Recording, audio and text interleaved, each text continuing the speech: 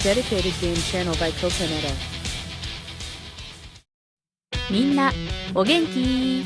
さて今回のコテネタチャンネル始まりの話題はコメントいただきこれってどうなの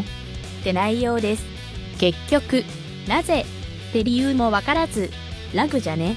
ってことも否定しないけどね、じっくりと確認しましょう。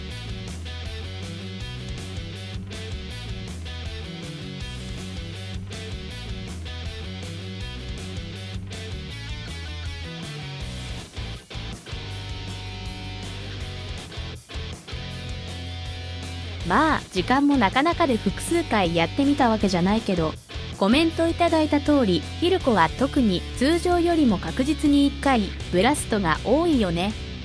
ロボットや武器も同じ、モジュールは装備せずって同じ条件なんだけどね。理由は2つかな。1つはバグかな、漠然としてるけど。もう1つはドローンの攻撃ダメージがブラストチャージにカウントされてて、一定のヒット数となった時にブラストチャージを累積しているとすると、そこにドローンのダメージヒット数がプラスでカウントされるから、結果としてドローンの攻撃がブラストの攻撃とカウントされてるってとこだろうね。いかがですか？検証ってことの結果は見えないけど、鋭い感覚的なヒルコってブラストチャージ早くねってことの確認は実証されましたね。少なくともね。それじゃもうバトル始まってるけど、次の話題はこれから登場するロボットのこの装備は無理でしたってご報告ってどうでもいいかな。まあグローリーにはベキーモス、アングラーには火炎系はかなりのプレイヤースキルが必要ですってことで、次の話題はこのシルバーラッシュ9月の終わりから始まり10月30日の段階まで続いてるね。それでこの内容はスタートするときにはイベントってあったんだけど、これもう通常のアップグレードの基本にならないかなと思ってね。いやいやそれじゃ困るよってご意見もあるとは思うけど、いろいろ考えるとこれはウォーロボッツを盛り上げるにはいい感じって思いになったので、改めてご説明するね。まずこの数字、まずはマーク1レベル12までのアップグレードに必要なシルバーは7770万。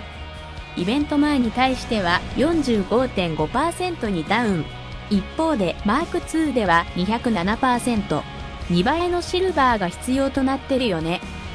確かにこれはマーク3までアップグレードさせるプレイヤーにはかなり厳しいよね。でもね、イベント前の1億7000万って基本バトル報酬でアップグレードさせようと、1回のバトルで仮に100万を受け取るってこととなると170バトルってことになるよね。1日30回、6日で1つ、マーク212を完了させることができてた。次にシルバー総額を見ると4億2970万が必要となって126% にアップしてるよね。これじゃまたってことになるよね。ただしこのイベントではアップグレードに必要なシルバーの増額の一方でバトル報酬についても増額されてるでしょ。これでいくとマーク1レベル12までは 46% に減った一方で、マスターリーグならば 30% の報酬アップ、つまりイベント前と比較すると 35% まで下がってることになるね。けれどマーク2 12までとなると 160% にアップするね。これってマーク1までは楽々アップグレードできるけど、それ以上に上げたきゃ 1.6 倍のシルバーを払いなさいよってことだね。総額を考えても単なるインフレのイベントではあるけど、プレイヤー全体、特にコストをかけないプレイヤーとの格差を埋めるってことには役に立つと思います。これまでレベル9で抑えてたとこが12までアップグレードしやすくなるよね。そう考えるとコストかけてるプレイヤーとの格差も生まれるってことも事実だけどね。マーク2をじっくり進めるプレイヤーと一気にマーク3まで上げるプレイヤーとの格差ね。特におちょこちから大幅となったアビリティの違いだよね。